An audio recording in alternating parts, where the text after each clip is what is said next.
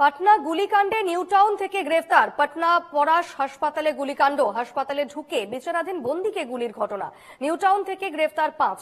সাপুরজি এলাকায় ঘর ভাড়া নিয়েছিল দুষ্কৃতীরা। মোবাইল টাওয়ার লোকেশন ট্র্যাক করে অভিযান। বেঙ্গল এসটিএফ ও পাটনা পুলিশের যৌথ অভিযানে গ্রেফতার। পাটনা গুলিকাণ্ডে নিউ টাউন থেকে গ্রেফতার। পাটনা পরাশ হাসপাতালে গুলিকাণ্ড এবং হাসপাতালে ঢুকে বিচারাধীন বন্দীকে গুলির ঘটনা। সেই ঘটনায় এবার নিউ টাউন থেকে 5 জনকে গ্রেফতার করল পুলিশ। বিস্তারিত জেনে নেব, টেলিফোনে রয়েছেন প্রতিনিধি বিধান নস্কর। বিধান, 5 জনকে গ্রেফতার করা হয়েছে পাটনা গুলিকাণ্ডে, কি তথ্য পাচ্ছ এই মুহূর্তে? একেবারে দীপর্ণা, প্রথমে বলে রাখি এখনো গ্রেপ্তার করার বিষয়টি যদিও এসটিএফ এর তরফ থেকে বা তদন্তকারীদের পক্ষ থেকে এখনো কনফার্ম করা হয়নি। তবে যেটুকু জানা যাচ্ছে পুলিশ সূত্র মারফত যে পাটনা কাণ্ডে যে গুলিকাণ্ড, সেই ঘটনায় মূলত একেবারে বিহার পুলিশ এবং বেঙ্গল এসটিএফ যৌথভাবে নিউ টাউন সাপুরজি এলাকায় তারা অভিযান চালায় এবং সেখান থেকেই মূলত 5 জনকে আটক করা হয়। যেটা পুলিশ সূত্র মারফত জানা যাচ্ছে যে পাটনায় গুলিকাণ্ডের ঘটনা ঘটেছিল, যারা গুলি চালিয়েছিল বা তার সঙ্গে যারা জড়িত ছিল তারা গা ঢাকা দেওয়ার জন্য তারা সাপুরজি এলাকায় ঘর নেওয়ার চেষ্টা করছিল, গা ঢাকা দেওয়ার জন্য, এবং সেই কারণেই যাদের সঙ্গে যোগাযোগ করা হয়েছিল এই ঘর নেওয়ার জন্য একেবারে তাদের সঙ্গে যোগাযোগ রয়েছে বলে এমনটা সূত্র মারফত খবর পেয়ে অভিযান চালিয়ে তাদেরকে মূলত আটক করা হয়েছে। তাদেরকে জিজ্ঞাসাবাদ চালাচ্ছে এসটিএফ পুলিশ, তারা জিজ্ঞাসাবাদ করছে তারা এই ঘটনায় সরাসরি কোনো তাদের ইনভলভমেন্ট রয়েছে নাকি না, তারা শুধুমাত্র ঘর নেওয়ার জন্য তাদের সঙ্গে যোগাযোগ করেছিল। বিধান, তুমি সঙ্গে থাকো, আমাদের সঙ্গে এই মুহূর্তে টেলিফোনে রয়েছেন প্রাক্তন পুলিশ কর্তা অরিন্দম আচার্য। অরিন্দম বাবু, পাটনা গুলিকাণ্ডে যে জানা গিয়েছিল যে একজন বিচারাধীন বন্দীকে রীতিমতো হাসপাতালে ঢুকে তাকে গুলি করা হয়েছিল, সেই গুলিকাণ্ডে এবার নিউ টাউনের সাপুরজি এলাকা থেকেই 5 জনকে গ্রেফতার করলো পুলিশ।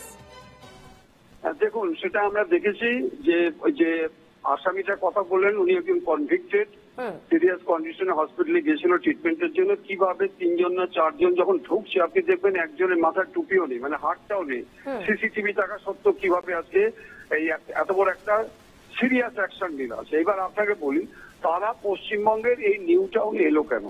অন্যান্য রাজ্য রয়েছে, বিভিন্ন জায়গাতে যেতে পারতো, এবং যেভাবে অপারেশনটা হয়েছে আপনি দেখবেন এটা হচ্ছে গিয়ে এসটিএফ এবং বিহার পুলিশের যৌথ উদ্যোগে। কিন্তু উদ্যোগটা কারা নিয়েছিল?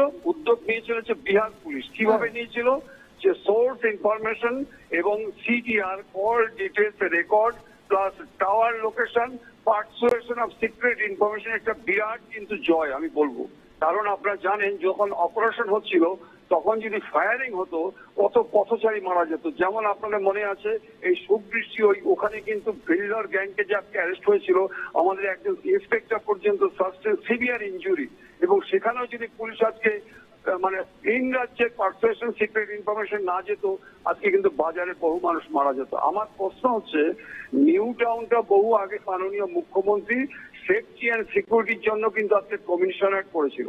আপনি যদি একের পর এক দেখেন ধারাবাহিক ভাবে এই নিউ টাউন বা সল্টলেক এরিয়ায় ক্রিমিনালরা থাকছে কি করে বিভিন্ন জায়গায়। এরা যখন কোনো জায়গায় থাকে, বাড়িওয়ালা নিশ্চয়ই আজকে থানাকে জানানো উচিত ছিল, এটা ফর্মও আছে, ফর্ম ফিল আপ করা উচিত ছিল। কেন আসছে? কারণ হচ্ছে আপনি দেখবেন যে এদেরকে কেউ ইনফরমেশন দিয়েছে যে তোমরা এখানে আসো, সে কে? এবার হচ্ছে ওই যে বাড়িতে ছিল সে, তার সেই বাড়িওয়ালা কি দায়িত্ব ছিল? এই যে সমস্ত ব্যাপারটা এবং যে ইনফরমেশন দিয়েছে তার সাথে যদি পুলিশ, আমি মনে করে থাকি, যদি আজকে সিক্রেট ইনফরমেশন এবং সিডিআর থেকে শুরু করে সমস্ত খোঁজ খবর নেয়, তাহলে দেখা যাবে অবশ্যই কোনো রাজনৈতিক নেতার ছত্রছায়া না থাকলে এইভাবে কিন্তু নিউ টাউন বলে একটা জায়গায়, যেখান থেকে খুব বেশি দূরে নয় কলকাতা, সেখানে কিন্তু একের পর এক এই সমস্ত হিনিয়াস ক্রাইম যারা করে তারা এখানে শেল্টার নিতে পারে না। এটা আমার ব্যক্তিগত ধারণা। একেবারেই। ধন্যবাদ অরিন্দম বাবু। আমি আবারও ফিরবো, বিধান রয়েছেন আমার সঙ্গে। বিধান, যেমনটা তুমি জানাচ্ছিলে। একেবারে দীপর্ণা, কয়েক বছর আগে আমরা দেখেছিলাম এসটিএফ এর একেবারে এনকাউন্টার, অর্থাৎ সাপুরজি আবাসনে একদল দুষ্কৃতী তাদেরকে কিন্তু এনকাউন্টার করে মারা হয়েছিল, এবং তারপরে এই যে এসটিএফ এর আবারও অভিযান, সেক্ষেত্রে কিন্তু বারবার করে প্রশ্ন উঠছে যে দুষ্কৃতীরা বারবার করে এই ঠাকুরজি আবাসন বা নিউ টাউনকে কেন বেছে নিচ্ছে? সেক্ষেত্রে একেবারে কি বিধান নিরাপত্তার এই প্রশ্নটাই কিন্তু তুললেন অরিন্দম আচার্য, প্রাক্তন পুলিশ কর্তা। আমরা কথা বলছিলাম অরিন্দম বাবুর সঙ্গে, তিনিও কিন্তু এই প্রশ্নটাই তুলছিলেন যে নিউ টাউন, সল্টলেকের মতন এলাকাগুলোকে একেবারে নিরাপদ আশ্রয়, নিরাপদ শেল্টার করে নিয়েছে দুষ্কৃতীরা। এবং তিনি এও অভিযোগ তুলছেন যে কোথাও গিয়ে কি তাহলে রাজনৈতিক কোনো মদত পাচ্ছে এরা? না হলে কলকাতা থেকে তো খুব বেশি দূরে নয়, সেক্ষেত্রে এই সমস্ত এলাকাগুলোতে রীতিমতো ঘাঁটি গেড়ে থাকছে দুষ্কৃতীরা। একেবারে দেখো, কলকাতা শহর ঘেঁষায় নিউ টাউন, এবং নিউ টাউনে কিন্তু বারবার করে দেখা যাচ্ছে যে দুষ্কৃতীরা তারা গা ঢাকা দেওয়ার জন্য এই নিউ টাউন শহরকে বেছে নিচ্ছে, কখনো ঠাকুরজি আবাসন বা কখনো নিউ টাউনের অন্যত্র জায়গা।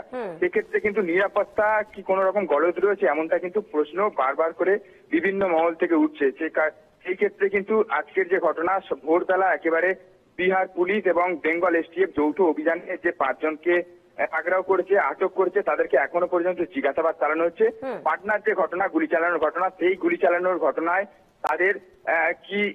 তাদের কি ধরনের ইনভলভমেন্ট রয়েছে, তারা কি সরাসরি যুক্ত রয়েছে, নাকি এখনো পর্যন্ত যেটা পুলিশ সূত্র মারফত খবর পাওয়া যাচ্ছে যে যারা এই ঘটনায় সরাসরি যুক্ত ছিলেন তারা কিন্তু ফোন করে বা বিভিন্ন ভাবে যোগাযোগ করে তারা এই ঠাকুরজি আবাসনে থাকার জন্য, গা ঢাকা দেওয়ার জন্য ঘর নিয়েছিল, এমনটা কিন্তু একেবারে। যেহেতু গোটা বিষয়টি এই মুহূর্তে তদন্তের আওতায় এবং জিজ্ঞাসাবাদ করা হচ্ছে এই 5 দুষ্কৃতীকে, এবং জিজ্ঞাসাবাদে কি তথ্য উঠে আসে অবশ্যই সেদিকে নজর থাকবে। ধন্যবাদ বিধান।